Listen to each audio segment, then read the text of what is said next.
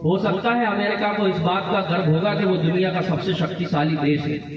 हो सकता है चीन को इस बात का गर्व होगा कि उसके पास परमाणुओं की ताकत है। हो सकता है जापान को इस बात का गर्व हो कि वो तकनीक में सबसे शक्तिशाली देश है। लेकिन हमें गर्व है इस बात का कि पूरी दुनिया में हमारा भारत एकमात्र ऐसा देश है पूरे अपने संस्कारों के कारण पूरी दुनिया में खड़ा हुआ। क्या होते हैं संस्कार? जब रावण ने सीता का हरण किया और सीता रावण के वश में नहीं आई तो रावण ने मंदोदरी से कहा कि मंदोदरी कितना समय हो गया लेकिन सीता अभी तक मेरे वश में नहीं आई। मंदोदरी ने कहा कि महाराज अगर सीता को वश में करना है तो श्री राम का रूप लेकर सीता के सामने जाइए, सीता अवश्य आपके वश में आएगी। रावण का जवाब अगर आपके संस्कारों को आसमान से ऊंचा कर दे तो अपनी तालियों से बताना कि इस कवि सम्मेलन को कहां तक ले जाना चाहते हो और अपने चरण सिंह का कितना सम्मान आप करते हो, अपने शहीद का कितना सम्मान करते हो। अभी रुक जाओ। रावण ने जब कहा कि सीता मेरे वश में नहीं आती है तो मंदोदरी ने कहा कि श्री राम का रूप लेकर सीता के सामने जाइए, सीता अवश्य आपके वश में आएगी। रावण ने कहा कि मंदोदरी ऐसा नहीं है कि मैंने कभी राम का रूप नहीं लेना चाहा, मैंने कई बार कोशिश की कि मैं राम का रूप लूं और सीता के सामने जाऊं, लेकिन जब जब भी मैंने राम का रूप लिया हर पराई नारी मुझे माँ और बहन के रूप में दिखने लगी। ये हमारे देश के संस्कार हैं साहब। लेकिन क्या हो गया आजकल के संस्कारों को? क्या हो गया? इसका रिश्ता उससे, उसका रिश्ता उससे, उसका रिश्ता उसके भी उससे, और सीरियल का नाम पवित्र रिश्ता। अपने आज तक पल्ले नहीं पड़ी कि इसमें पवित्रता कहाँ है। अच्छा, रात को 1 बजे तक वो 1 तक कपूर नहीं सौन दे और सुबह 4 बजे बाबा रामदेव जगा दे। दाएं से खींचो बाएं से छोड़ो। भगवान कसम उस आदमी ने आतंक मचा के रखा। एक दिन भोपाल आ गए अपना शिविर लेके, मेरी पत्नी बोली घर में पड़े रहते हो फालतू, जाओ जाके योगा सीखो, बाबा रामदेव आए।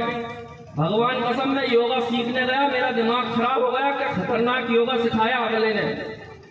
हमको तो पकड़ा दी 1-1 फीट की गली और खुद बैठे हमसे 40 फीट दूर। मेरे पीछे एक बैठे बुजुर्ग, पता नहीं कौन से महीने का जुकाम उनको, हर 1 मिनट में रुमाल ले खाक करके भर के रखो। मेरा दिमाग खराब के पता नहीं अब क्या होगा। थोड़ी देर में रामदेव बाबा बोले दाईं ओर से सांस खींचो। सबने खींची, उस बुजुर्ग ने जो सड़सड़ा के खींची। ताली नहीं आएगी तो ये सड़सड़ाहट ऐसे बनी रहेगी। मेरा दिमाग खराब हो गया, मैंने कहा पता नहीं आज क्या होने वाला है। थोड़ी देर में रामदेव बाबा बोले और खींचो। उसने और सड़सड़ा कर खींच ली, लास्ट पॉइंट तक बंदूक बल्ली। भगवान कसम मेरी रीढ़ की हड्डी कांप गई। मैंने कहा हे भगवान लाइट चली जाए, ये बाबा की आवाज चली जाए, ये कहीं बोल ना दे कि छोड़ो। लेकिन भगवान को कहा मंजूर। थोड़ी देर में रामदेव बाबा बोले छोड़ो। वो तो टपाई बैठा ना, भगवान कसम ऐसा छोड़ा कि 4 दिन तक मैंने वॉशिंग मशीन में शर्ट धोई, बदबू आज तक नहीं गई। ये स्थिति है। भगवान कसम आप लोग बड़े समझदार हैं, मैं तो प्रणाम करता हूँ आपको। क्या खतरनाक सुन रहा हो। मैं तो जब यहाँ ललितपुर उतरा तो एक सज्जन मिल गए, बोले तुम कहाँ से आए हो? मैंने कहा भाई साहब मैं भोपाल से आया हूँ। बोले कहाँ जा रहा है? मैंने कहा सोजना। बोले ध्यान रखना सोजना के लोग बड़े समझदार है। मैंने कहा अच्छी बात है। मैं जैसे ही सोजना आया तो फिर एक सज्जन मिल गए, बोले कहाँ से आए? मैंने कहा भोपाल से। बोले याद रखना सोजना के लोग बहुत समझदार है। मैंने कहा अच्छी बात है भाई साहब। फिर जैसे ही मंच पे आया तो वो बोल रहे अंकित भाई अंकित राजा हार बना रहे और बोले दीपक दलानंद भूल मत जाना, सोजना के लोग बड़े समझदार। मेरा दिमाग खराब। मैंने कहा यार भाई तुम तो ये बताओ कि सोजना के सब लोग समझदार है कि कोई बेवकूफ भी पाया जाता है? ये बोले नहीं, जरूरत पड़ने पर भोपाल से बुलाया जाता। ये हास्य कर्मियों की स्थिति हो गई। भगवान कसम मैं आया तो ये वीरेंद्र द्रोही मुझसे कह लगे और दीपक दलानंद आजकल क्या कर रहा हूँ? मैंने कहा भाई साहब मैं तो कुछ नहीं कर रहा हूँ, मेरी पत्नी जरूर जानवरों के उत्थान के लिए बड़े काम कर रही है। इनने मुझे नीचे से ऊपर देखा, ऊपर से नीचे देखा। बोले तेरी पत्नी जरूर जानवरों के उत्थान के लिए काम कर रही होगी, लेकिन तुझ में तो कोई सुधार ही नहीं दिख रहा। ये स्थितियां हो जाती है। भगवान कसम बहुत अच्छा आप लोग सुन रहे हो, लेकिन ऐसे ही खामोशी से सुनोगे तो मैं भी शहीद हो जाऊंगा। वीरेंद्र द्रोही बहुत अच्छे कवि हैं। ललितपुर में एक बड़े कवि सम्मेलन में इन्होंने बड़ी देर तक कविता सुनाई, लेकिन किसी ने ताली नहीं बजाई।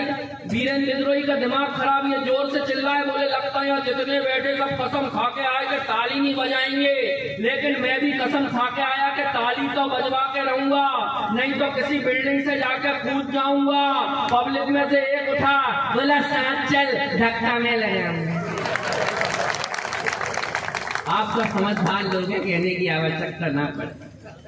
लेकिन मित्रों, हम कविता के इस पावन यज्ञ में बैठे हैं। कहीं प्रकाश पटेरिया देश के बड़े कवि, उन्होंने कहा कि गुरु नानक संत कबीर जायसी के आंगन में पली हुई, कवि केशव के घर के बाहर निकली रत्नों में मड़ी हुई। जब मीरा की करताल बजी तो कृष्ण भक्त में लीन हुई। मतिराम बिहारी धनानंद को मिली प्रेम में मड़ी हुई। जो जगन्नाथ रत्नाकर को गंगा अवतरण कराती है, ऋषि वाल्मीकि की वो पावन बेटी कविता कहलाती है। उस कविता के सम्मान में आज हम इकट्ठे हुए हैं। तो आइए, जैसे कि हमारे देश की परंपरा है, सारे कवियों से आपका परिचय हो गया है।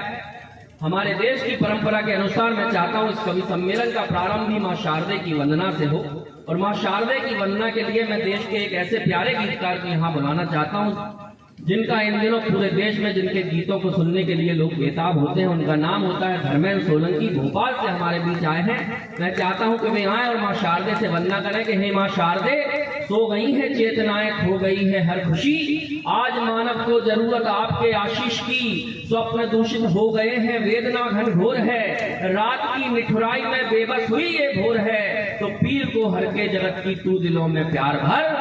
शारदे मां वंदना स्वीकार कर। जोरदार तालियों से आवाज दें धर्मेंद्र